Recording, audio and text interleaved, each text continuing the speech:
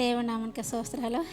అయ్యగారికి, అమ్మగారికి, రాణబాబుకి నేను అందరికీ వందనాలు చెల్లించుకుంటున్నాను. వచ్చిన సంఘ బిడ్డలకు వందనాలు చెల్లించుకుంటున్నాను. ఇప్పుడు ఈ సమయంలో నిలబడంత దేవుని కృప. ఎందుకంటే ఇక్కడ నిలబడడం అగ్గుడం కాదు, ఏదైనా సరే దేవుని కృప. అని నిలిపిన దేవునికి వందనాలు చెల్లించుకుంటున్నాను. ఇది నా సాక్షి ఏంటంటే దేవుడు చేసిన మేలు మేము చెప్పలేము. ఎందుకంటే ఆయన చేసిన మేలు గొప్పవి. ఎందుకంటే మనము ప్రార్థనలో వెనకపడిపోతాము, సన్నిధికి వెనకపడిపోతాం, కానీ ఆయన ఏడవ ఆయన దేవుడు వాగ్దానం ఇచ్చాడు కాబట్టి దేవుడు అనేసి మనల్ని కాపాడకు వస్తున్నాడు. బట్టి దేవుడికి వందనాలు చెల్లించుకుంటున్నాను. దేవుడు చేసిన మేలు ఎన్ని అంటే మా కుటుంబం పట్ల ఎన్నో మేలు చేశారు. ఎన్ని ఇబ్బందులు వచ్చినా సరే మాకు ఎటువంటి లోటు లేకుండా దేవుని ఇంతవరకు మమ్మల్ని పోషిస్తున్నాడు. బట్టి దేవుడికి వందనాలు చెల్లించుకుంటున్నాను. ఆయన చేసిన మేలు బట్టి మేము ఏమి రుచి రుణం తీర్చుకోలేం, కానీ ప్రార్థన ద్వారా ఆయన రుణం నన్ను ఆయనకి శృతించాలని నా ఆశ. ఎందుకంటే ప్రతి క్షణం నా సన్నిధిలో ఉండాలని నేను ఆశపడతాను. నేను సంఘం ప్రార్థన లేకుండా ఇంట్లో ప్రార్థన చేసుకుంటాను. చదువు లేదు, వాక్యం ఆలకిస్తాను. వాక్యం ఆలకించి ప్రార్థన చేసుకుంటాను. నాకు ప్రార్థన కంటే ఏది నాకు ఇది. ఎందుకంటే ఎప్పుడు నేను ఏ విషయానికి నేను టెన్షన్ పడను. ఎందుకంటే ఆయన ఉన్న దేవుడు నన్ను చూసుకుంటాడు. మన పట్ల దేవుడు గొప్ప దేవుడు అని ఆయన గురించి ప్రార్థన చేసుకుంటాను. ఏ సమస్య వచ్చినా శరీరం ఎంత ఆరోగ్యం పట్టి బలహీన పడినా ప్రార్థన చేసుకుంటాను, సన్నిధికి వచ్చేస్తాను. నాకు సన్నిధి నా దేవుడు. ఎందుకంటే సంఘం ఇచ్చే దేవుడు గొప్పగా, దేవుడికి ఎన్ని ఇచ్చిన రుణం తీసుకోను. సంఘంలో ప్రతి దినం ప్రార్థించదు, ప్రార్థన రావాలని ఆశ.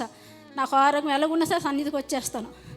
అది దేవుని ఇచ్చిన జ్ఞానం, దేవుని ఇచ్చిన ఆరోగ్యం పట్టి దేవుడికి వందనాలు చెల్లించుకుంటున్నాను. నా కుటుంబంలో ఇంకా దేవుళ్ళు ఇంకా చక్కగా ఎదగాలి. ఎందుకంటే నా భర్త ప్రార్థనలు ఇంకా బలంగా పొందుకోవాలి, నా బిడ్డలో సంఘంగా రావాలి. అదే నా ఆశ. ఎందుకంటే ఈ లోకంలో ఏ ఉన్నా సరే అర్థం. ఎందుకంటే ఆయన సన్నిధిలో జీవించాలని ఆశపడతాను ఎక్కువ. ఈ లోకం కంటే ఆయన ప్రార్థనకి నాకు కావాలని ఆశిస్తాను. అదే నాకు కావాలి. దేవుడికి వందనాలు చెల్లించుకుంటున్నాను. దేవుడు ఇంతవరకు మమ్మల్ని రెక్కలు ఎన్నో భద్రపరిచి ఎన్ని అపాయాలు వచ్చాయి, ఎన్ని ఆయన ఏ నారి యాక్సిడెంట్ని దేవుడు కాపాడాడు. నన్ను ఈ క్షణంకి ఈరోజు ఇది 2వ సంవత్సరం యాక్సిడెంట్ని దేవుడు కాపాడు. నారి యాక్సిడెంట్ని దేవుడు కాపాడాడు.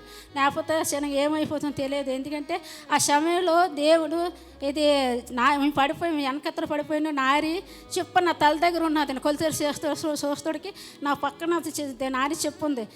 ఒక్క ఇదైతే నా తల పగిలిపోయిన అంత భయంకర అపాయం దేవుడు కాపాడు. దేవుడికి ఏమిచ్చి రుణం తీర్చుకోలేము.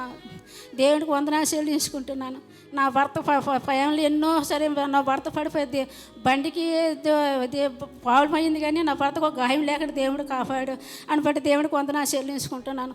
నా బిడ్డలందరికీ ఇంతవరకు అంటే దేవుడు కాపాడుకొస్తున్నాడు. ప్రతి అపాయించి కాపాడుకొస్తున్నాను. దేవుడికి వందనాలు చెల్లించుకుంటున్నాను. ముఖ్యంగా ఈ సన్నిధి నా తండ్రి యేసయ్య నాకు ఇచ్చినందుకు వందనాలు చెల్లించుకుంటున్నాను. అయ్యగారికి, అమ్మగారికి వందనాలు. ఇచ్చిన సాక్షిని దేవుడికి జీవించిన గాక.